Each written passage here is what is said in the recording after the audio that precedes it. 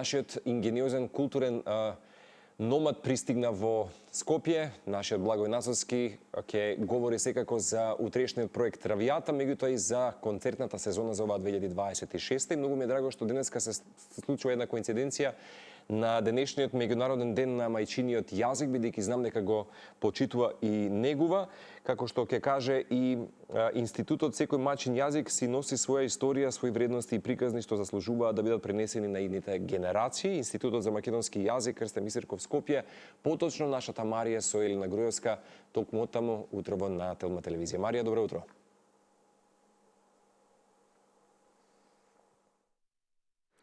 Добро утро, колеги, до вас и до нашите гледачи.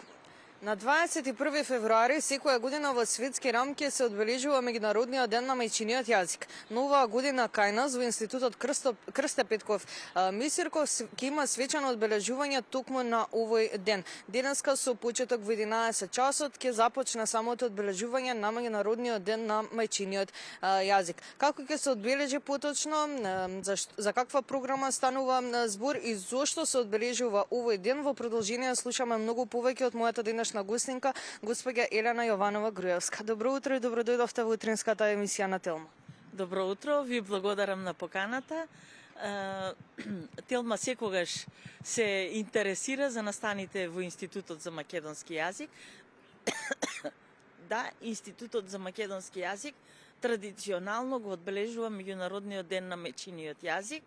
Македонскиот јазик е нашиот мајчин јазик на најголемиот дел од граѓаните во државата, меѓутоа ние освен за македонскиот јазик на денешниот ден изразуваме почит, респект и кон сите други јазици на заедниците што живеат во Македонија. Годинава, значи, почнуваме денес и главното одбележување ни е денес, значи, за значењето на мајчиниот јазик ќе зборува професор доктор Гоце Цветановски, а ексклузивно еве ќе кажеме дека претседателката доктор Силјановска Давкова, Гордана Силјановска Давкова, денес ќе дојде во Институтот за македонски јазик и секако ќе се обрати и ќе поздрави манифестацијата, а потоа имаме творби од македонски автори. Главно е дека ни доаѓа Никола Ристановски, тој ќе кажува творби од македонски автори, а потоа ученици од скопските училишта, од основните скопски училишта, приватни и државни, ќе кажуваат творби. Некои ќе бидат лични, некои ќе бидат на познати македонски автори. Значи, потоа ќе имаме и музички точки на македонски и на турски јазик. Личните творби ќе бидат на сите јазици, секој на својот мајчин јазик да проговори во Институтот за македонски јазик. Тоа е таа посета која што ми ја напоменавте пред да започнеме дека ќе има посета и од страна на дечи. Да, почнуваат тие денес и утре ќе бидат исклучително интензивни во спомен собата на Крстен Мисирков. Го користиме моментот за да ги едуцираме нашите ученици за значењето на Крстен Мисирков. Во Институтот е единствената спомен соба на Крстен Мисирков во светот, ќе речеме неговиот единствен храм и освен што секој ќе си каже нешто на својот мајчин јазик, ќе може всушност за основоположникот на македонскиот стандарден јазик да слушне тоа што е најбитно, тоа што е најважно и тоа што го поврзува всушност со сите народи на овие простори. Имено овој меѓународен ден се одбележува во светски рамки со цел да не дојдат до изумрување на самите јазици. Како ние да го негуваме македонскиот јазик? Имам една порака за генерациите како вас. Значи, за помладите генерации, да не се срамиме од мајчиниот јазик. Следните генерации што ќе дојдат, што доаѓаат, малите деца, да ги научиме да зборуваат на мајчиниот јазик прво. Потоа преку мајчиниот јазик да ги прифаќаат и другите јазици. Дали станува збор за светски јазици со престиж, дали станува збор за јазикот на комшијата, на соседот до нас што живее и така натаму. Меѓутоа, битно е дека првиот збор што треба децата да го научат, да го слушнат и да го изговорат е зборот на мајчиниот јазик. Тоа да биде збор на мајчиниот јазик.